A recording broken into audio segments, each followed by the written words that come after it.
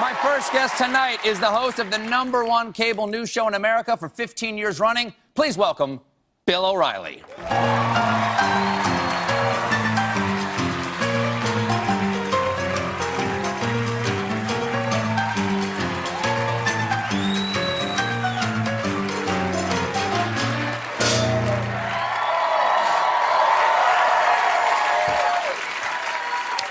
How are you? I'm the same.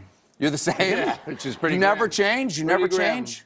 Not too much. I'm pretty consistent in my presentation. How's everything over at Fox News? I have not watched it much in the last year. You're not allowed, though. I still not watch. allowed. I watch Martha McCallum because she's a Right. friend of mine. Uh-huh.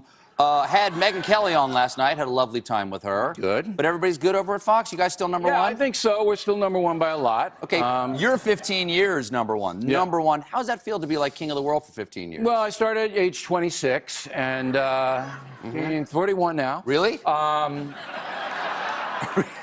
You know, we work hard. I mean, that's what it is. Everybody said, well, is there a magic formula? And it isn't. Everybody works hard, though. No, they don't. Everybody's working hard. No. Those guys at CNN and MSNBC aren't seeing their kids at night. Yeah. First of all, they're all on crack over there. Really? Yeah. Both of them? You guys didn't know that? Both of them? You didn't know that?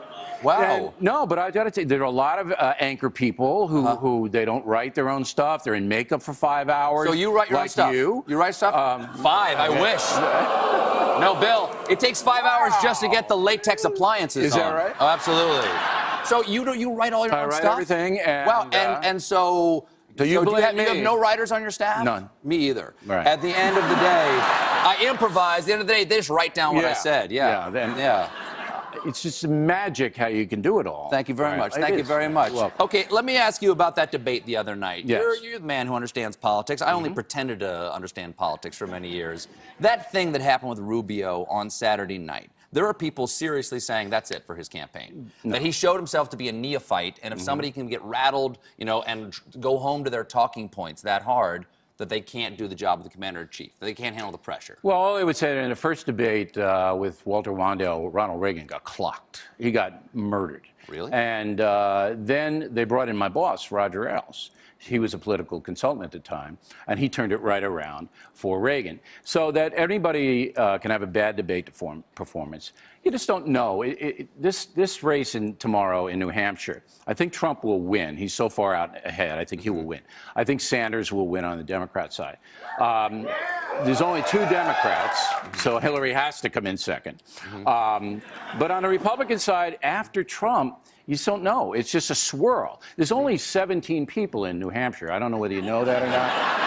And it's the same people, and they're getting donuts, they're getting coffee, and whoever has got the best swag, they could win. Why do you think Trump is doing so well, especially like an independent-minded New Hampshire? You know the guy. What's his secret to appealing to the audience? Well, Trump hit history at the right time because people are angry. Trump and Sanders are really the same guy. They just changed their facial expressions. I've never seen them. I've never seen them in the same room at the same time. That's right. Yeah. Trump and Sanders are the same guy because they're both tapping into anger, the anger of the voter who feels they're getting hosed. On the right, they don't like the fact that there's an open border. They can't solve that problem, that ISIS is beheading Americans. Nothing really happens to ISIS. It's anger, anger, anger. On the left, they feel that the economy is run by the billionaires. And I'm going to solve that. It's rigged. So the left I'm thinks sorry, it's did you rigged. just have a stroke just No. now? What's happening?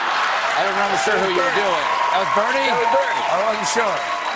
You got to pay attention. I wanted to make sure we had EMT standing It's by. the billionaires that are doing You it. mean the 1% to controlling the 90% of the economy for everyone else? You had the same stroke. These strokes are contagious. Haven't It's people like Zika. always appealed with anger? I mean, No. you get anger and you No. get angry Does on your Jeb- show. Yeah, but I'm different. Does Jeb Bush look You're angry? different. Does So Jeb you're- Bush look angry? He's not angry. No, he looks bewildered. All right. Why? So he's Why not- is Jeb? Why because is Jeb he's not doing an well? angry guy. Do you think he doesn't want to run? He looks like the kind of guy who thought he was going to a wedding and then he wanders into a bar mitzvah and goes, I don't know what language.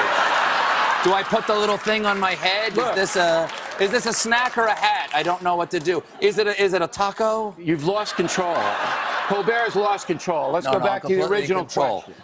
So that this time in history, people want an avenger. They don't want a politician. They want somebody to come in and Do you blow think the that's whole good? system Do you think up. that's good? Because an Do I think avenger it's is good? not somebody who can necessarily govern or lead. He's somebody who can stir a crowd, but how do you go in there and change things? That's actually a good question from Colbert. Do I think that's good?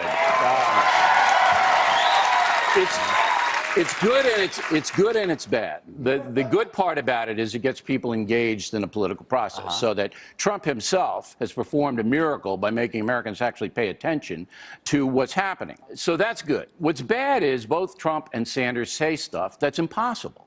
That could never happen. And their followers, I guess, don't really care. So Trump says, for example, well, I'm going to deport 12 million illegal aliens. Well, I said to him on my show, you can't because of due process. Once you're in the United States, whether you're legal or illegal, you have all the rights under the Constitution. That would mean you'd have 12 million separate hearings in front of judges, which would take us up to about the year 2080. Bill, right? Not if you use Judge Judy. She could whip through those people. Okay. I say, make some coin, too. Broadcast the whole thing. She Put can an do it. asterisk on it. Yeah. Judge Judy. Yep. On the other side, you have Sanders going, everybody's going to get a free public college education. But they do it all over the world. It doesn't matter. There are only 16 people in Denmark. It's 325 million people here. It's $19 trillion in debt. I know you don't care, but there's a big debt, and Bernie would double it. And you can't do that. So it's never going to happen. So that's the good and the bad.